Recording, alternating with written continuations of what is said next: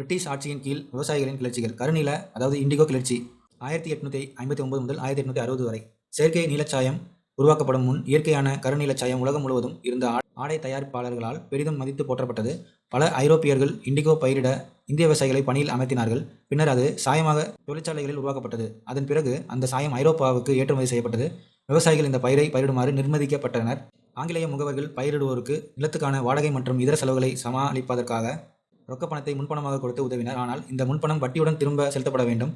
உணவு தானிய பயிர்களுக்கு பதிலாக இண்டிகோ பயிரை பயிரிட விவசாயிகள் வற்புறுத்தப்பட்டனர். பருவத்தின் இறுதியில் இண்டிகோ பயிருக்கு மிக குறைந்த விலையையே விவசாயிகளுக்கு ஆங்கிலேய முகவர்கள் கொடுத்தனர். இந்த குறைந்த தொகையை கொண்டு தாங்கள் வாங்கிய முன்பணத்தை திருப்பி செலுத்த முடியாது என்பதால் அவர்கள் கடனில் மூழ்கினர். எனினும் லாபம் கிடைக்காத நிலையிலும் மீண்டும் இண்டிகோ பயிரை பயிரிடும் மற்றொரு ஒப்பந்தத்தை மேற்கொள்ளுமாறு விவசாயிகள் மீண்டும் நிர்பந்திக்கப்பட்டனர். விவசாயிகளால் தாங்கள் வாங்கிய கடனை திரும்ப செலுத்த முடியவே இல்லை. தந்தை வாங்கிய கடன்கள் அவரது மகன் மீதும் சுமத்தப்பட்டன. இண்டிகோ கிளர்ச்சி 1859ஆம் ஆண்டு தொடங்கியது. இந்த கிளர்ச்சி ஒரு வேலைநிறுத்த வடிவில் தொடங்கியது. வங்காளத்தின் நடியா மாவட்டத்தின் ஒரு கிராமத்தை சேர்ந்த விவசாயிகள் இனி இண்டிகோ பயிரிடப் போவதில்லை என மறுத்து வேலைநிறுத்தத்தில் ஈடுபட்டனர். இந்த இயக்கம் இண்டிகோ பயிரிடப்பட்ட வங்காளத்தின் இதர மாவட்டங்களுக்கும் பரவியது.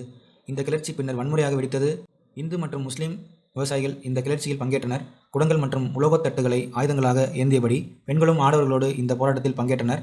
ஆங்கிலேய பண்ணை கொடுமைகள் குறித்து கல்கத்தாவில் வாழ்ந்த அப்போதைய இந்திய பத்திரிகையாளர்கள் எழுதினார்கள். நீல் தர்பான் அதாவது இண்டிகோவின் கண்ணாடி என்ற தலைப்பில் ஒரு நாடகத்தை தீனபந்து மித்ரா எழுதினார். இந்தியாவிலும் ஐரோப்பாவிலும் வாழ்ந்த மக்களிடையே இண்டிகோ விவசாயிகள் குறித்து பிரச்சனைகளை கவனத்தில் கொண்டு வர இந்த நாடகம் பயன்பட்டது. தக்கான கலவரங்கள் 1875. அதிக அளவிலான வரி விதிப்பு வேளாண்மையை பாதித்தது. பஞ்சத்தால் ஏற்படும் உயிரிழப்புகள் அதிகரித்தன. 1875ஆம் ஆண்டு மே மாதத்தில் தக்காணத்தில் வட்டிக்கு பணம் வழங்குவோருக்கு எதிரான கலவரங்கள் பூனா அருகே உள்ள சூபா என்ற கிராமத்தில் முதல் முறையாக வெடித்ததாக பதிவாகியுள்ளது. பூனா மற்றும் அகமது நகர் ஆகிய பகுதிகளில் சுமார் 30 கிராமங்களில் இதே போன்ற கலவரங்கள் ஏற்பட்டதாக பதிவாகியது. குஜராத்தில் வட்டிக்கு பணம் வழங்குவோரை குறிவைத்துதான் இந்த கலவரங்கள் பெரும்பாலும் அரங்கேறின. ஆங்கிலேய ஆட்சியின் கீழ் விவசாயிகள் நேரடியாக வருவாயை அரசுக்கு செலுத்த நிர்பந்திக்கப்பட்டனர். மேலும் புதிய சட்டப்படி எந்த நிலத்தை அடமானம் வைத்து கடன் வாங்கப்பட்டதோ அந்த நிலத்தை எடுத்துக்கொண்டு ஏலம் விட்டு கடன் தொகையை எடுத்துக்கொள்ள கடன் வழங்கியோருக்கு அனுமதி கிடைத்திருந்தது.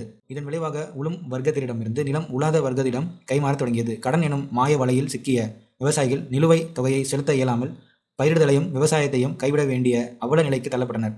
இந்திய தேசிய காங்கிரஸ் நிறுவப்படுதல் 1870 முதல் 1885 வரை. தேசியத்தின் எழுச்சி 19ஆம் நூற்றாண்டின் இரண்டாவது பாதியில் ஆங்கிலேய கல்வி பெற்ற இந்தியர்களின் புதிய சமூக வகுப்பினர் மத்தியில் தேசிய அரசியல் குறித்த விழிப்புணர்வு ஏற்பட்டது. பல்வேறு பிரச்சாரங்கள் மூலமாக தேசியம் மற்றும் பல்வேறு மக்களாட்சியின் உயர்ந்த லட்சியங்கள் பற்றிய கருத்துக்களை அதிக எண்ணிக்கையிலான மக்களுக்கு விழிப்புணர்வை ஏற்படுத்தும் முக்கிய பணியை இந்திய அறிவாளர்கள் மேற்கொண்டனர்.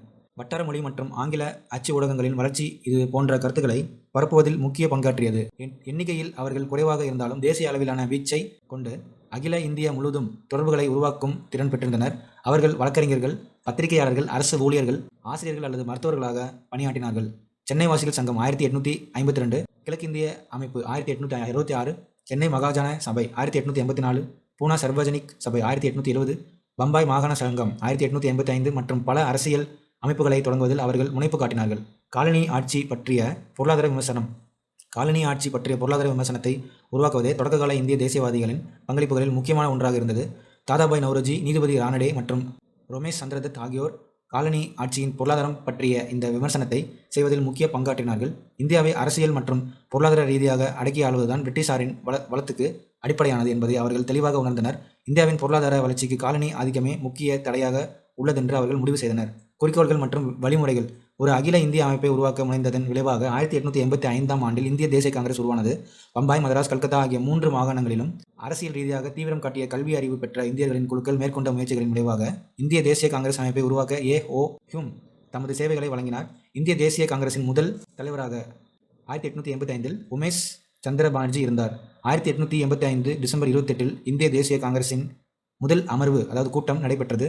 தேசிய ஒற்றுமை குறித்த உணர்வுகளை ஒருங்கிணைப்பதே காங்கிரசின் ஆரம்பகால முக்கிய குறிக்கோள்களில் ஒன்றாக இருந்தாலும் பிரிட்டனுக்கு விசுவாசமாக நடந்து கொள்ளவும் உறுதி மேற்கொள்ளப்பட்டது. பிரிட்டனிடம் மேல்முறையீடுகள் செய்வது, மனுக்களை கொடுப்பது, அதிகார பகிர்வு ஆகியவற்றை ஆங்கிலேய அரசு உருவாக்கிய அரசியல் சாசன கட்டமைப்பிற்குள் செய்வது உள்ளிட்ட வழிமுறைகளை காங்கிரஸ் பின்பற்றியது. கீழ்கண்டவை சில முக்கிய கோரிக்கைகள் ஆகும். மாகாண மற்றும் மத்திய அளவில் சட்டமேலவைகளை உருவாக்குவது, சட்டமேலவைக்குள் தேர்ந்தெடுக்கப்படும் உறுப்பினர்களின் எண்ணிக்கையை அதிகரிப்பது, நிர்வாகத்துறையிலிருந்து நீதித்துறையை பிரிப்பது, இராணுவ செலவுகளை குறைப்பது, உள்நாட்டு வரிகளை குறைப்பது, நீதிபதி மூலமாக விசாரணையை விரிவு செய்வது, ஒரே நேரத்தில் இந்தியாவிலும் இங்கிலாந்திலும் ஆட்சி பணி தேர்வுகள் நடத்துவது, காவல்துறை சீர்திருத்தங்கள், வனச்சட்டத்தை மறுபரிசீலனை செய்தல், இந்திய தொழிற்சாலைகளின் மேம்பாடு மற்றும் முறையற்ற கட்டணங்கள் மற்றும் கலால் வரிகளை முடிவுக்கு கொண்டு வருவது. தீவிர தேசியவாதம். தொடக்ககால இந்திய தேசியவாதிகளின் மிதவாத கோரிக்கைகள் தொடர்பான ஆங்கிலேயர்களின் அணுகுமுறை குறிப்பிடத்தக்க அளவில் மாறவில்லை என்பதால் மித தேசியவாத தலைவர்களின் திட்டங்கள் தோல்வி கண்டன. தீவிர தேசியவாதிகள் என்று அழைக்கப்பட்ட தலைவர்களின் குழுவால் இவர்கள் விமர்சிக்கப்பட்டனர். மனுக்கள் மற்றும் கோரிக்கைகள் கொடுப்பதை விட சுய உதவியில் அதிக கவனம் செலுத்தினர். வங்கப் பிரிவினை. 1905ஆம் ஆண்டின் வங்கப் பிரிவினை மிகவும் அதிருப்தியை ஏற்படுத்திய நிகழ்வாகும்.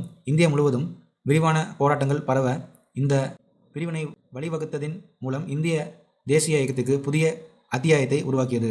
இந்துக்கள் முஸ்லிம்கள் இடையே பிளவை உருவாக்கி வங்கத்தில் ஆங்கிலேய ஆட்சிக்கு எதிராக நடந்த அரசியல் நடவடிக்கைகளை அடக்க வங்கப் பிரிவினை வகுக்கப்பட்டது. இதான் கர்சன் பிரபு. இந்து முஸ்லிம் வங்காளிகளின் ஆதிக்கத்தை கட்டுப்படுத்தி தேசியவாத இயக்கத்தை வழிவகுக்க செய்வதே வங்கப் பிரிவினைக்கான நோக்கம் என்று வெளிப்படையாக தெரிவிக்கப்பட்டது. வங்காளத்தை 2 நிர்வாக பிரிவுகளின் கீழ் பிரித்து வைத்ததன் மூலம் வங்காள மொழி பேசும் மக்களை ஒரு மொழி சிறுபான்மையினர் என்ற தகுதிக்கு கர்சன் பிரபு குறைத்து விட்டார். முகலாயர்களின் ஆட்சி காலங்களில் கூட அனுபவிக்காத ஒற்றுமையை முஸ்லிம்கள் கிழக்கு வங்காளம் என்ற புதிய மாகாணத்தில் அனுபவிப்பார்கள் என்று கர்சன் உறுதியளித்தார். மத அடிப்படையில் வங்காள மக்களை பிரிக்க நினைத்த பிரிவினை செயலானது அவர்களை பிரிப்பதற்கு பதிலாக ஒன்றிணைத்தது. வங்காள அடையாளத்தை உணர்வு பெருமையுடன் உருவாக்க வட்டார மொழி பத்திரிகைகளின் வளர்ச்சி பெரும் பங்காற்றியது. பிரிவினைக்கு எதிரான இயக்கம். வங்க பிரிவினையை தடுக்க தவறிய மத தேசியவாத தலைவர்கள் தங்களுடைய உத்திகள் பற்றி மறுசிந்தனைக்கு நிர்பந்திக்கப்பட்டார்கள். ஆர்ப்பாட்டங்களுக்கு புதிய வழிமுறையையும் அவர்கள் தேடத் தொடங்கினார்கள். பிரிட்டிஷ் பொருட்களை புறக்கணிப்பது அவற்றில் ஒரு முறையாகும். எனினும் சுதேசி இயக்கத்தின் கொள்கை வங்க பிரிவினையை திரும்ப பெறுவதை உறுதி செய்வதில் இன்னமும் கட்டுப்பட்டிருந்தது. முழுமையான மறைமுக எதிர்ப்பை துவங்குவதற்கு பிரச்சாரத்தை பயன்படுத்த மித தேசியவாதிகள் ஆதரவாக இல்லை. மற்றொரு புறம் தீவிர தேசியவாதிகள் வங்காளத்தை தாண்டி இந்த இயக்கத்தை விரிவு செய்வதற்கு மிகப்பெரிய அளவில் பொது மக்கள் போராட்டத்தை துவங்க ஆதரவாக இருந்தனர். 1905 அக்டோபர் 16 வங்காளம் அதிகாரப்பூர்வமாக பிரிவினையான போது அந்த நாள் துக்க நாளாக அறிவிக்கப்பட்டது. ஆயிரக்கணக்கானவர்கள் கங்கை நதியில் புனித நீராடியதோடு வந்தே மாதரம் பாடலை பாடியபடி கல்கத்தாவின் சாலைகளில் அணிவகுத்து சென்றார்கள்.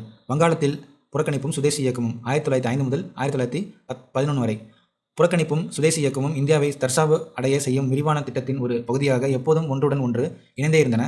வங்காளத்தில் சுதேசி இயக்கத்தின் போது 4 முக்கிய போக்குகள் காணப்பட்டன. மிதவாத போக்கு, ஆக்கப்பூர்வ சுதேசி, தீவிர தேசியவாதம், புரட்சிகர தேசியவாதம். சுதேசி இயக்கம். ஆக்கப்பூர்வ சுதேசி. ஆக்கப்பூர்வ திட்டங்கள் அனைத்தும் பெரும்பாலும் சுய உதவியையே வலியுறுத்தின. ஆங்கிலேய ஆட்சியின் கட்டுப்பாட்டில் சிக்காமல் சுதந்திரமாக செயல்படக்கூடிய உள்ளாட்சி அமைப்புகளை மாற்றாக உருவாக்குவது குறித்து அது கவனம் செலுத்தியது. மக்களை சுயமாக வலுவாக்க வேண்டிய அவசியம் குறித்து அது வலியுறுத்தியது. துணிகள், கைத்தறி ஆடைகள், சவக்காரம் அதாவது சோப்புகள், மட்பாண்டங்கள், தீப்பெட்டி, தொல்பொருட்கள் ஆகியன எங்கும் பரவியிருந்த சுதேசி கடைகளில் விற்கப்பட்டன. மறைமுக எதிர்ப்பு. 1906 சுதேசி இயக்கம் மாற்றுப்பாதையில் செல்ல துவங்கியது. இந்த புதிய திசையில் சுதேசி இயக்கம் 4 அம்சங்களை கொண்டிருந்தது. அந்நிய பொருட்களை புறக்கணிப்பது, அரசு பள்ளிகள் கல்லூரிகளை புறக்கணிப்பது, நீதிமன்றங்கள், பட்டங்கள் மற்றும் அரசு சேவைகளை புறக்கணிப்பது, சுதேசி தொழிற்சாலைகளை மேம்படுத்துவது. பொறுத்துக்கொள்ளும் அளவை தாண்டி ஆங்கிலேயர்களின் அடக்குமுறை இருக்குமானால் ஆயுதம் ஏந்திய போராட்டத்துக்கு ஆயத்தமாவது என 4 அம்சங்கள் பின்பற்றப்பட்டன. தீவிர தேசியவாதம். பஞ்சாபின் லாலா லஜபதி ராய், மகாராஷ்டிராவின் பாலகங்காதர திலக், வங்காளத்தின் பிபின் சந்திரபால் ஆகிய 3 முக்கிய தலைவர்களும் சுதேசி காலத்தில் எப்போதும் லால் பால் மூவர் என்று குறிக்கப்பட்டனர். சுதேசி இயக்கத்தின் போது தீவிர தேசியவாதத்தின் இயங்கு தளமாக பஞ்சாப், மகாராஷ்டிரா, வங்காளம் ஆகிய உருவெடுத்தன. தென்னிந்தியாவில் வ.உ. சிதம்பரனார் சுதேசி கப்பல் நிறுவனத்தை தொடங்கியதை அடுத்து தூத்துக்குடி சுதேசி இயக்கத்தின் மிக முக்கிய தளமாக விளங்கியது. இதுதான் லால் பால். சுயராஜ்யம் அல்லது அரசியல் சுதந்திரம். சுயராஜ்யம் அல்லது தன்னாட்சி அடைவதே தீவிரவாத தன்மை கொண்ட தலைவர்களின் பொது குறிக்கோள்களில் ஒன்றாக இருந்தது. எனினும் சுயராஜ்யம் என்ற வார்த்தையின் பொருளில் தலைவர்கள் வேறுபட்டனர். திலகரை பொறுத்தவரை சுயராஜ்யம் என்பது முழுமையான தன்னாட்சி மற்றும் அந்நிய ஆட்சியில் இருந்து முழுமையான விடுதலை பெறுவதாக இருந்தது. தன்னாட்சி ஹோம் ரூல் இயக்கம் 1916 முதல் 18 வரை. லோகமானிய பாலகங்காதர திலக், அன்னி பெசன்ட் அம்மையார் ஆகியோர் தலைமையிலான தன்னாட்சி 1916 முதல் 18 தன்னாட்சி இயக்கத்தின் போது இந்திய தேசிய இயக்கம் புத்துயிரூட்டப்பட்டு தீவிரப்படுத்தப்பட்டது. முதல் உலகப் போரும் இந்திய இந்த போரில் பங்கேற்றதும் தன்னாட்சி இயக்கத்திற்கான பின்னணியாகும். 1914ஆம் ஆண்டில் ஜெர்மனிக்கு எதிராக பிரிட்டன் போரில் அறிவித்த நிலையில் மித தேசியவாத மற்றும் தாராளமய தலைமை பிரிட்டிஷாருக்காக ஆதரவை தந்தது. அதற்கு பதில் பிரிட்டிஷ் அரசு போருக்கு பிறகு தன்னாட்சியை இந்தியாவுக்கு வழங்கும் என்று எதிர்பார்க்கப்பட்டது. உலக போரின் பல அரங்கங்களுக்கு இந்திய துருப்புகள் அனுப்பப்பட்டன. ஆனால் இந்த குறிக்கோள்கள் குறித்து பிரிட்டிஷ் அரசுக்கு எந்தவித உறுதிப்பாடும் இல்லை. இந்தியாவின் தன்னாட்சிக்கு வழிவகுக்கும் காரணத்திற்கு உதவாமல் ஆங்கிலேய அரசு ஏமாற்றியதால் ஆங்கிலேய அரசுக்கு நெருக்கடி தரும் புதிய மக்கள் இயக்கத்துக்கான அழைப்பாக இது உருவெடுத்தது. தன்னாட்சி இயக்கத்தின் குறிக்கோள்கள். அரசியலமைப்பு வழிகளை பயன்படுத்தி பிரிட்டிஷ் பேரரசுக்குள் தன்னாட்சியை அடைவது, தன்னாட்சி பகுதி அதாவது டொமினியன் என்ற தகுதியை அடைவது. ஆஸ்திரேலியா, கனடா, தென்னாப்பிரிக்கா மற்றும் நியூசிலாந்து ஆகியவற்றுக்கு பின்னர் இந்த அரசாட்சி சாராத நிலை வழங்கப்பட்டது. அவர்களின் இலக்குகளை அடைய வன்முறை இல்லாத அரசியல் சாசன வன்முறைகளை கையாள்வது.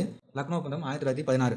தன்னாட்சி இயக்கமும் அதனை அடுத்து மித தேசியவாதிகள் மற்றும் தீவிர தேசியவாதிகளின் மறு இணைப்பு காரணமாக முஸ்லிம்களுடன் புதிய பேச்சுக்களுக்கான சாத்தியக்கூறு லக்னோ ஒப்பந்தத்தின் போது ஏற்பட்டது. லக்னோ ஒப்பந்தத்தின் அதாவது 1916 போது காங்கிரஸ் கட்சியும் முஸ்லீம் லீகும் இந்தியாவில் விரைவில் தன்னாட்சி வேண்டும் என்பதை ஏற்றுக்கொண்டது. இதற்கு பதிலாக முஸ்லிம்களுக்கு தனி தொகுதிகளை வழங்கும் திட்டத்தை காங்கிரஸ் தலைமை ஏற்றது.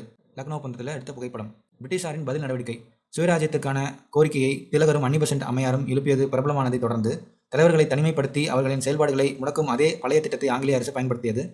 1919 மாண்டேக ஜேம்ஸ் போர்ட் சீர்திருத்தங்களை ஆங்கிலேய அரசு அறிவித்தது.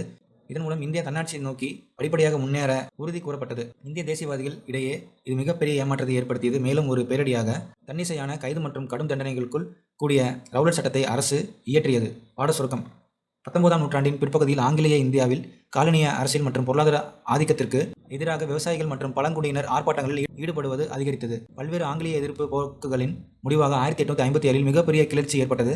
ஆங்கிலேயர்கள் இந்தியாவை ஆள துவங்குவதற்கு முன்பிருந்த பழைய முறைமையை மீண்டும் நிலைநிறுத்தும் நோக்கங்களை கொண்ட நிலப்பிரபுத்துவ தலைவர்கள் இந்த கிளர்ச்சிக்கு தலைமை ஏற்றிருந்தனர். கிளர்ச்சியின் தலைவர்கள் தொலைநோக்கு பார்வையின்றி உள்ளூர் நோக்கங்களுக்காக கிளர்ச்சியை வழிநடத்திய போதிலும் கொடுங்கோன்மையான அந்நிய அரசுக்கு சவால் விட்டு எதிர்க்கும் வகையில் ஒரு முற்போக்கான முயற்சியாக அது அமைந்தது. சுரண்டல்வாத அடக்குமுறை சார்ந்த ஆங்கிலேய அரசுக்கு எதிரான புது கருத்துக்களை உருவாக்கிய இந்திய தேசிய இயக்கம் காலனி ஆதிக்கத்துக்கு எதிரான போராட்டங்களில் தங்களையும் இளைய தலைமுறையினரை ஊக்கப்படுத்தியது. தேசிய அரசியலில் பொதுமக்கள் பங்கேற்பதை அதிகரிக்க சுதேசி இயக்கம் உதவியது. கலை சொற்கள்.